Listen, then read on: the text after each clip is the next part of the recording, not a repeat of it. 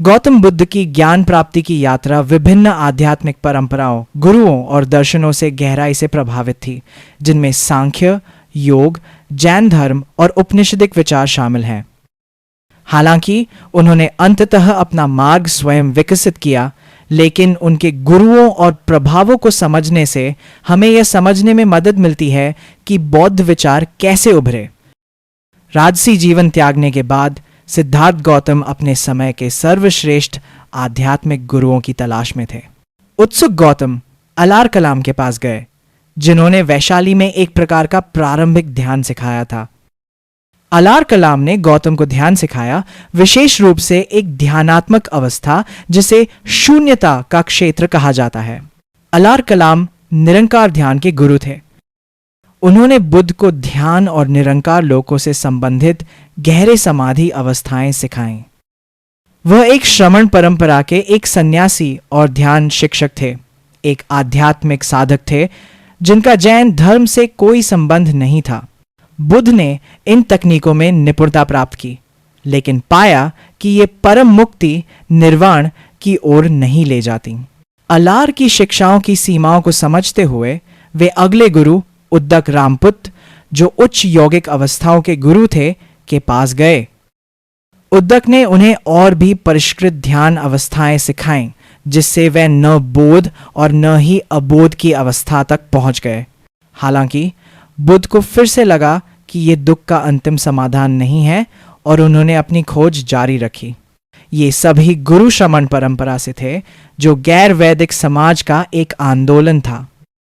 क्या बुद्ध ने जैन धर्म से शिक्षा ली? यद्यपि बुद्ध द्वारा 24वें जैन तीर्थंकर वर्धमान महावीर से शिक्षा लेने का कोई प्रत्यक्ष अभिलेख उपलब्ध नहीं है, फिर भी जैन और बौद्ध सिद्धांतों के बीच समानताएं एक प्रबल दार्शनिक संबंध का संकेत देती हैं। अहिंसा एक मूलभूत सिद्धांत था जिसे बुद्ध ने गहराई से अपनाया था। फिर भी यह उनके समय से बहुत पहले से ही जैन धर्म की एक प्रमुख शिक्षा थी। कर्म और पुनर्जन्म की अवधारणा भी जैन दर्शन में स्वीकृत थी और बाद में बौद्ध धर्म ने इन विचारों को परिष्कृत करते हुए उनके सार को बरकरार रखा। विनय पिटक में उल्लिखित बौद्ध धर्म का मठवासी अनुशासन जैन भिक्षुओं की कठोर तप साधनाओं से आश्चर्यजनक रूप से समानता रखता था। हालांकि जहां दोनों परंपराओं ने वैराग्य और सांसारिक आसक्तियों से मुक्ति पर जोर दिया, वहीं बुद्ध ने एक अलग मार्ग अपनाया। उन्होंने जैन मार्ग के अति तप को अस्वीकार कर दिया और इसके बजाय एक संतुलित दृष्टिकोण, एक मध्यम मार्ग की वकालत की, जो न तो अति में लिप्त था और न ही कठोर आत्मत्याग की मांग करता था। जैन मानते हैं कि आत्मन शाश्वत है और मोक्ष प्राप्त कर सकती है, जबकि बुद्ध ने स्थायी आत्मा या अनंतता की धारणा को नकारा और अनित्यता पर ध्यान केंद्रित किया। अपने गुरुओं को छोड़ने के बाद बुद्ध ने 6 वर्षों तक कठोर तपस्या की, लगभग खुद को भूखा रखा। उन्होंने जैन भिक्षुओं की तरह कठोर तपस्या की, लेकिन यह महसूस किया कि आत्मदमन मुक्ति का मार्ग नहीं है। फिर उन्होंने मध्यम मार्ग की खोज की, जिसमें उन्होंने अत्यधिक भोग और अत्यधिक तप दोनों से परहेज किया। बोधि वृक्ष के नीचे ध्यान करते हुए उन्हें ज्ञान की प्राप्ति हुई और उन्होंने 4 आर्य सत्य और अष्टांगिक मार्ग की खोज की। बौद्ध धर्म पर जैन धर्म का गहरा प्रभाव है, जिसने अहिंसा, कर्म सिद्धांत और मठवासी अनुशासन को अपनाया।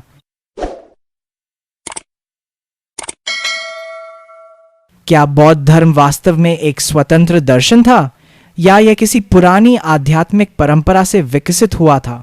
क्या योग का वास्तविक उद्गम श्रमण परंपरा में निहित है?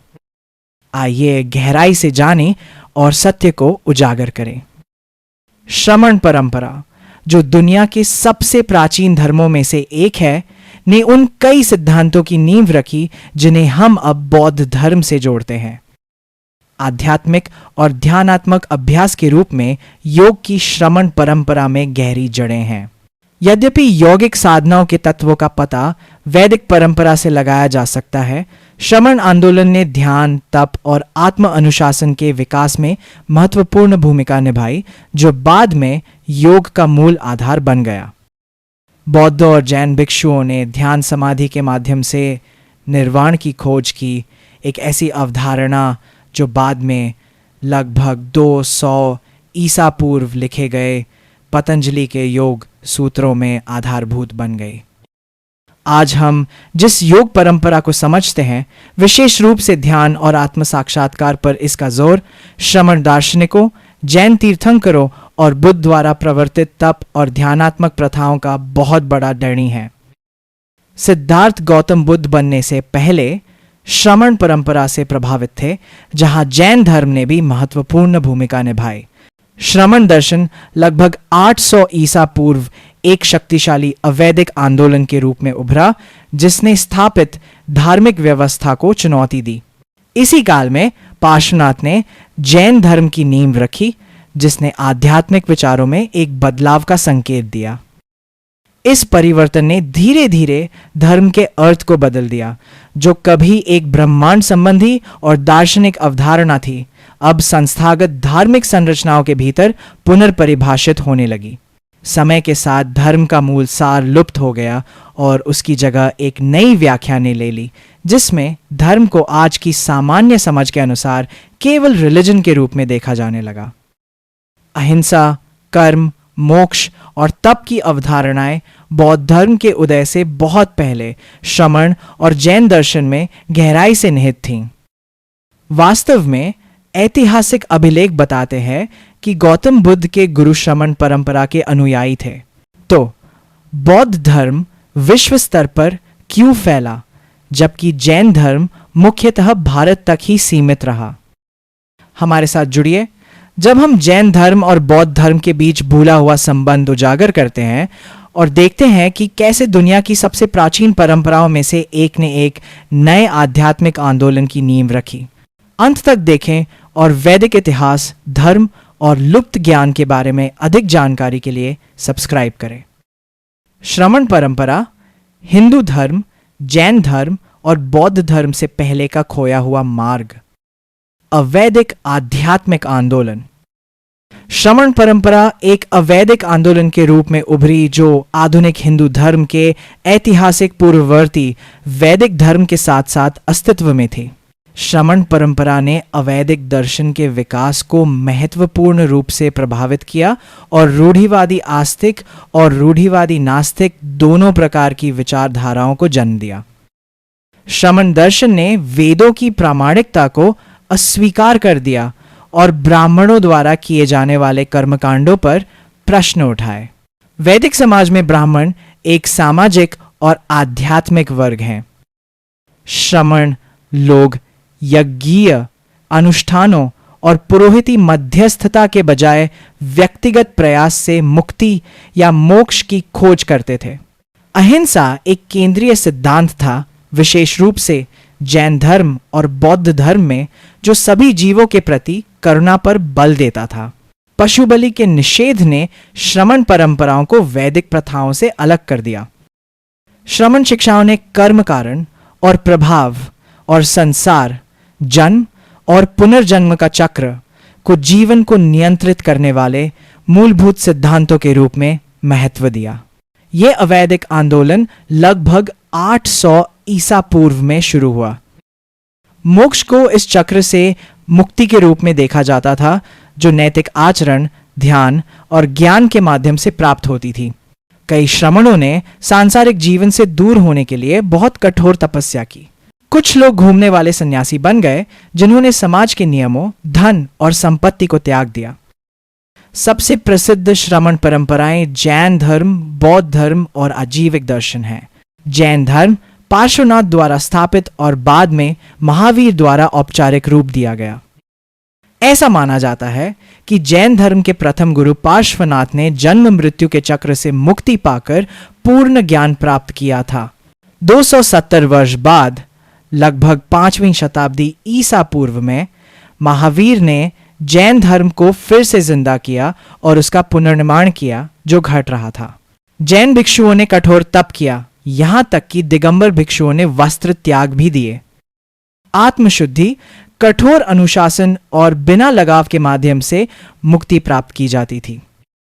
जैन धर्म के विपरीत बौद्ध धर्म ने कठोर तपस्या को अस्वीकार कर दिया और ध्यानपूर्ण अंतर्दृष्टि और ज्ञान पर अधिक ध्यान केंद्रित किया।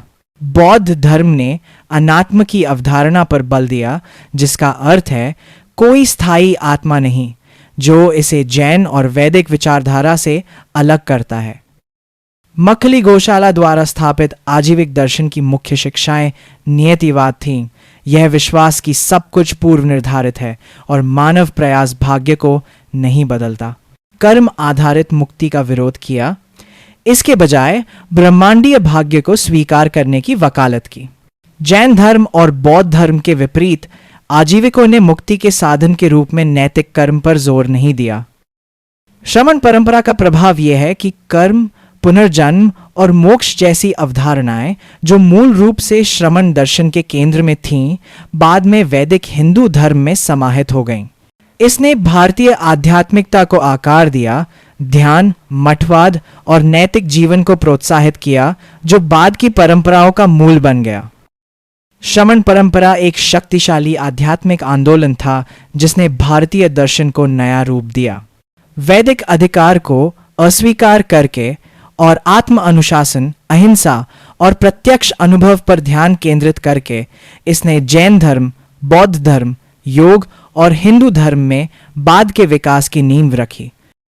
इस मार्ग ने वेदों के आधिपत्य और ब्राह्मण पुजारियों के प्रभाव को चुनौती दी और आत्मनियंत्रण, ध्यान और त्याग पर आधारित जीवन शैली को बढ़ावा दिया।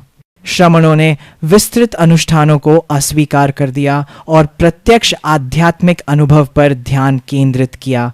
बलिदान और पुरोहिती मध्यस्थता के बजाय आत्म प्रयास के माध्यम से मुक्ति की तलाश की।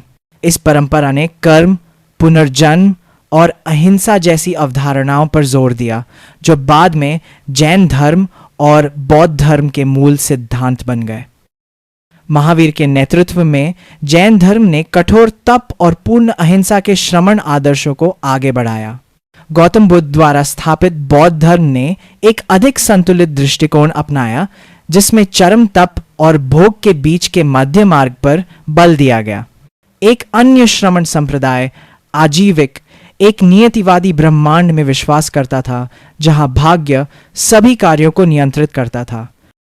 इस लुप्त परंपरा ने न केवल जैन धर्म और बौद्ध धर्म को प्रभावित किया, बल्कि वैदिक हिंदू विचारधारा को भी नया रूप दिया।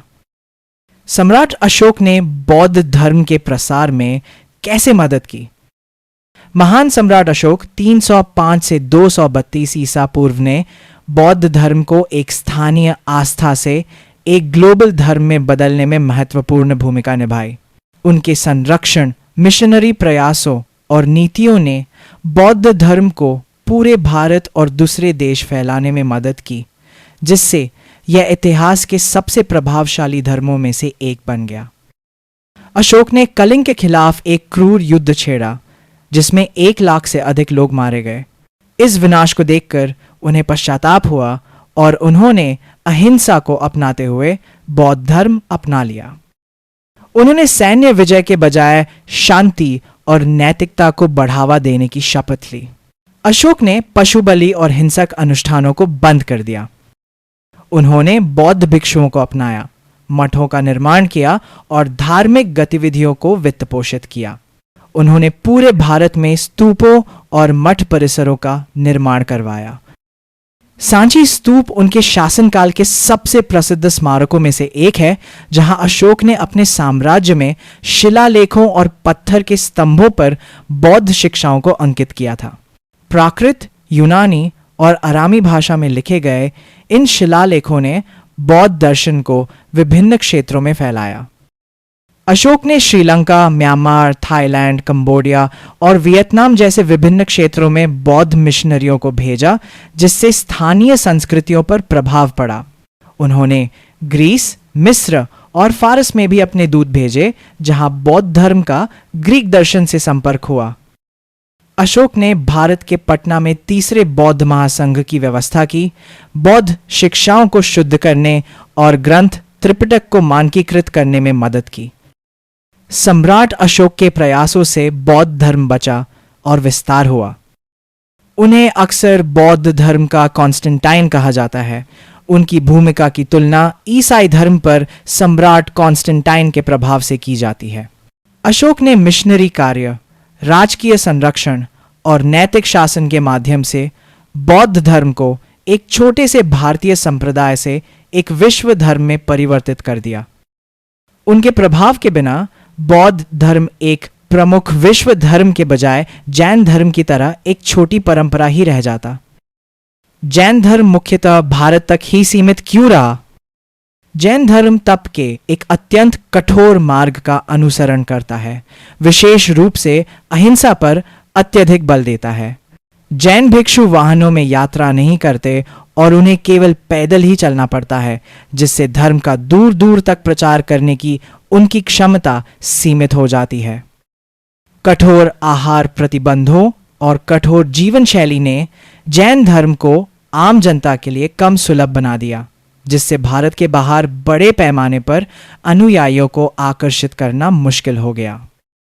एक और मुख्य फर्क यह था कि वे किस तरह से धर्म परिवर्तन के बारे में सोचते थे। बौद्ध धर्म ने अपनी शिक्षा फैलाने के लिए कोशिश की, प्रचार के काम किए और स्थानीय संस्कृति के अनुसार ढला। जैनियों का मानना है कि प्रत्येक आत्मा को मुक्ति के लिए अपना मार्ग स्वयं खोजना चाहिए और उनका ध्यान व्यापक धार्मिक प्रचार के बजाय व्यक्तिगत आध्यात्मिक अनुशासन पर रहा। अपने कठोर मठवासी नियमों और अपरिवर्तित सिद्धांतों के कारण जैन धर्म नए सांस्कृतिक परिवेशों के साथ आसानी से नहीं ढल पाया, जिससे भारत में भी इसका विस्तार कठिन हो गया। बौद्ध धर्म पूरे एशिया में अपनी लचीलेपन और राजकीय सहयोग से फलता फूलता रहा, लेकिन भारत में वह गिरा क्योंकि हिंदू धर्म फिर से मजबूत हुआ, राजकीय सहयोग कम हुआ और विदेशी आक्रमण भी हुए। दूसरी ओर जैन धर्म भारत में ही रहा, लेकिन अपनी कठोर प्रथाओं और गैर मिशनरी दृष्टिकोण के कारण विश्व स्तर पर इसका विस्तार कभी नहीं हुआ। 5वीं शताब्दी ईसा पूर्व में यहूदी धर्म ने टोरा को कैसे औपचारिक रूप दिया? 586 ईसा पूर्व में बेबीलोन के निर्वासन के बाद धार्मिक ग्रंथों के संकलन और जेरूसलम में सेकंड टेंपल की केंद्रीयता के साथ यहूदी धर्म अधिक संरचित हो गया। पवित्र ग्रंथों और केंद्रीकृत शासन के साथ एक संरचित धर्म के रूप में यहूदी धर्म का उदय बौद्ध मिशनरी गतिविधियों के प्रभाव के साथ हुआ, जो विभिन्न क्षेत्रों में फैल गईं और संगठित मठवासी परंपराओं और लिखित सिद्धांतों को बढ़ावा दिया। 5वीं शताब्दी ईसा पूर्व में एक पुरोहित लेखक एजरा ने टोरा के पालन को सुदृढ़ किया, सार्वजनिक पाठों और धार्मिक नियमों के सख्त पालन के माध्यम से यहूदी पहचान को आकार दिया। लगभग उसी समय पर्शियन राजा द्वारा नियुक्त राज्यपाल नेहेमायाह ने जेरूसलम के पुनर्निर्माण पर काम किया। 70 ईस्वी में सेकंड टेंपल के विनाश के बाद रब्बीनिक यहूदी धर्म का उदय हुआ, जिसने टोरा अध्ययन पर जोर दिया। मौखिक परंपराएं, जिन्हें बाद में मिशना और तलमूड में संहिता किया गया। इस परिवर्तन ने बौद्ध धर्म के संरचित धर्म को प्रतिबिंबित किया, जिसने यहूदी धर्म को एक पाठ आधारित केंद्रीय रूप से निर्देशित धर्म के रूप में आकार दिया।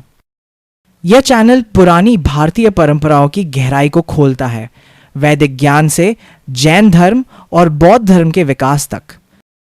अच्छी तरह से शोध की गई सामग्री के माध्यम से धर्म, इतिहास और आध्यात्मिकता के पीछे के सत्य को हमने खोजा।